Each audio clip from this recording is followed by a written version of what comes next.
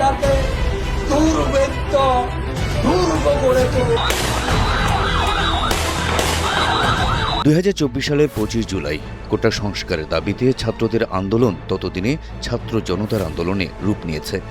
রাজপথে বিক্ষোভ মিছিলে তখন কেবল ছাত্র নয়, যোগ দিতে শুরু করেছে শিক্ষক, অভিভাবক, দিনমজুর, শিল্পী সহ নানা শ্রেণী পেশার মানুষ। 25 জুলাই কোটা সংস্কার আন্দোলনকে কেন্দ্র করে সহিংসতার ঘটনায় সারা দেশে গণগ্রেপ্তার অব্যাহত রাখে আইনশৃঙ্খলা বাহিনী। 17 থেকে 25 জুলাই এই 9 দিনেই সারা দেশে কমপক্ষে 5,000 জনকে গ্রেপ্তার করা হয়। এর মধ্যে রাজধানী ঢাকায় 2,209 জন, চট্টগ্রামে 735 জন, বরিশালে 102 জন, নরসিংদীতে 153 জন ও সিলেটে 128 জনকে গ্রেপ্তার করা হয়। 25 জুলাই বৃহস্পতিবার সারা দেশে 128 মামলায় 451 জনকে গ্রেপ্তার দেখানো হয়। সেদিন আন্দোলনকে ঘিরে সংঘাতের সময় হামলায় ব্যাপক ক্ষতিগ্রস্ত হওয়া ঢাকার মিরপুর 10 নম্বর মেট্রো রেল স্টেশন পরিদর্শন করেন তৎকালীন প্রধানমন্ত্রী শেখ হাসিনা। ক্ষতিগ্রস্ত মেট্রো রেল স্টেশন দেখে সেদিন আবেগাপ্লুত হয়ে পড়েন তিনি। এ সময় আবেগে চোখের পানিও মুছতে দেখা যায় তাকে। তবে সেদিন শেখ হাসিনার চোখ মোছার সে দৃশ্য ভালোভাবে নেয়নি দেশের জনগণ।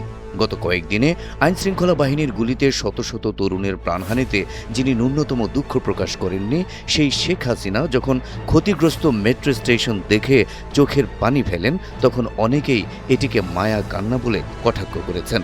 কেউ কেউ সেটিকে নাটক হিসেবেও আখ্যা দিয়েছেন। কান্নারত শেখ হাসিনার ছবি দিয়ে তখন সামাজিক যোগাযোগ মাধ্যমে ছড়িয়ে পড়ে বিশেষ একটি মিম, যার ক্যাপশন ছিল নাটক কম করো প্রিয়। 25 জুলাই এক সংবাদ বিজ্ঞপ্তিতে আন্তর্জাতিক মানবাধিকার সংস্থা অ্যামনেস্টি ইন্টারন্যাশনাল জানায়, প্রতিবাদ দমনে আইনশৃঙ্খলা রক্ষাকারী বাহিনী প্রাণঘাতী ও মৃদু প্রাণঘাতী অস্ত্রের ব্যবহার করেছে। বাংলাদেশে কোটা সংস্কারের দাবিতে আন্দোলন চলাকালে 6 দিনের যোগাযোগ বিধিনিষেধের মধ্যেও কর্তৃপক্ষ বেআইনিভাবে বল প্রয়োগ অব্যাহত রেখেছে। একই সঙ্গে জরুরি ভিত্তিতে বিক্ষোভকারীদের মৃত্যুর সংখ্যা সহ নিরাপত্তা বাহিনী দ্বারা সংঘটিত মানবাধিকার লঙ্ঘন বিষয়ে একটি স্বাধীন ও নিরপেক্ষ তদন্তের মাধ্যমে দায়ী ব্যক্তিদের জবাবদিহিতার আওতায় আনার তাগিদও দেয় সংস্থাটি।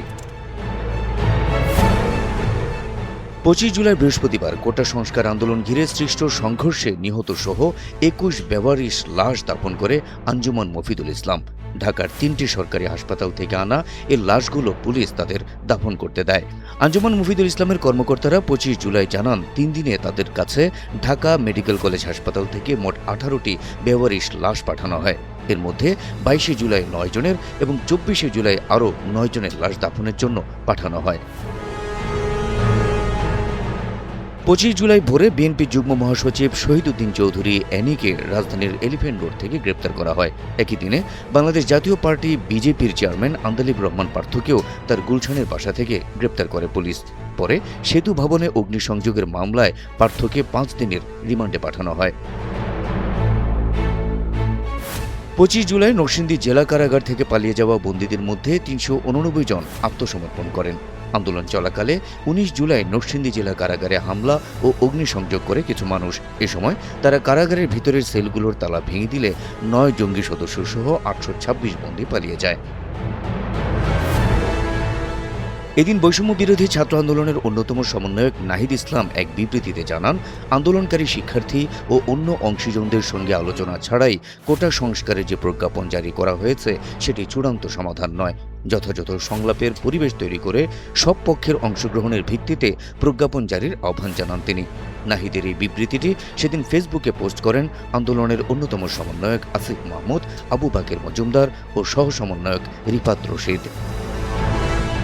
Habib Russell, NTV online.